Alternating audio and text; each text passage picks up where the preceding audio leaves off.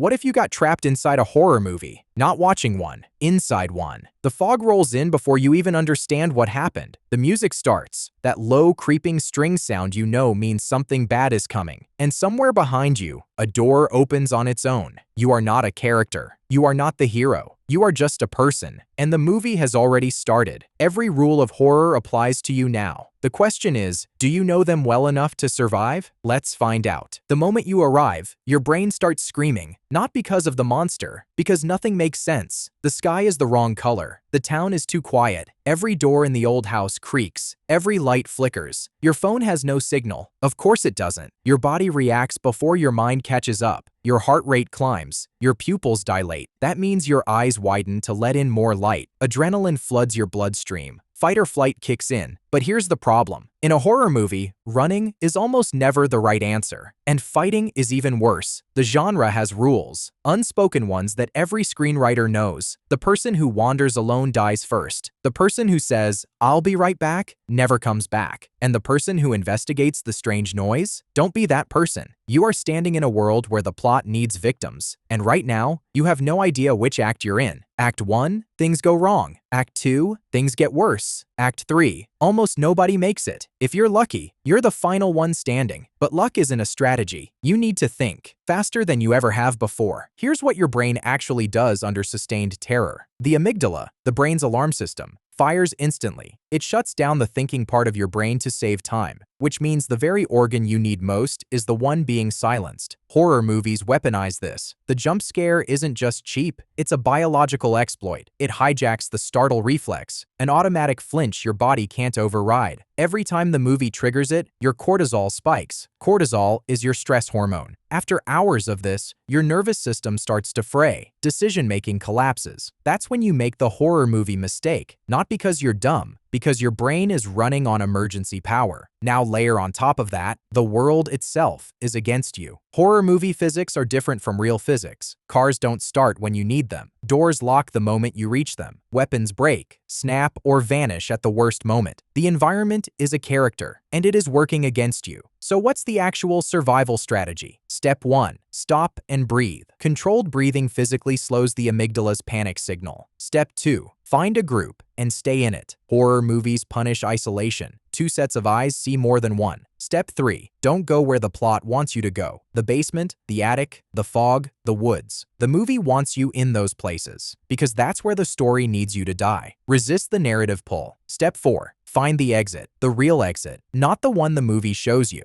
Horror movie exits are traps. The real exit requires doing something the genre doesn't predict. Something outside the script. Something the monster was never written to handle. Which brings you to the strangest part of all this. The real danger isn't the monster. It never was. The real danger is the story. Horror movies aren't random. They follow a structure as tight as a Greek tragedy. There is an inciting incident, the moment the danger arrives. A midpoint, where hope briefly returns. And a dark climax, where everything is stripped away. You are living inside that arc right now. And the arc wants a specific kind of ending. Most horror movies have a final survivor. One person who earns survival by going through the worst of it. Horror scholars call this the final girl, or final person. The one who doesn't run from the truth. The one who turns back and fights when everyone else is gone. If you want to live, you have to become that person. Not braver, smarter. Because here's what nobody tells you about horror movies. The monster is always beatable. Every single one. Freddy Krueger dies when you stop dreaming. Michael Myers stops when you stop running and face him. The shark retreats when you go deeper, not shallower. Every monster has a rule, and every rule can be turned against it. But there's a deeper trap that nobody talks about. What if you escape the monster, but can't escape the movie? What if the credits don't roll? What if the film just loops? Horror has a long tradition of the ending that isn't an ending. The monster that isn't dead. The sequel that was always planned. The world that keeps you in it no matter how hard you fight. That's the real horror. Not the creature feature, the inescapable story. The feeling that no matter what you choose, the plot has already decided. And maybe that's why horror movies terrify us even when we know they're fake. Because somewhere deep in your brain, you feel the narrative pulling you every day. Here's the thing about horror movies that nobody wants to admit. We watch them because we want to practice. Practice fear from a safe distance. Practice the decision under pressure from a couch. We study the rules without having to live them. But if you ever found yourself actually inside one, the edge you'd have isn't courage. It's awareness, knowing the rules, bending the arc, making choices the screenplay never planned for. The monster isn't the story. You are. Every horror movie is really just the story of a person who had to figure out what they were made of, under the worst possible conditions. And the ones who survive, they don't walk out because the monster is dead. They walk out because they finally stopped letting the story choose for them. The scariest thing in any horror movie was never the thing in the dark. It was always the moment you realized you had to choose. In horror, in the movies, and in everything else.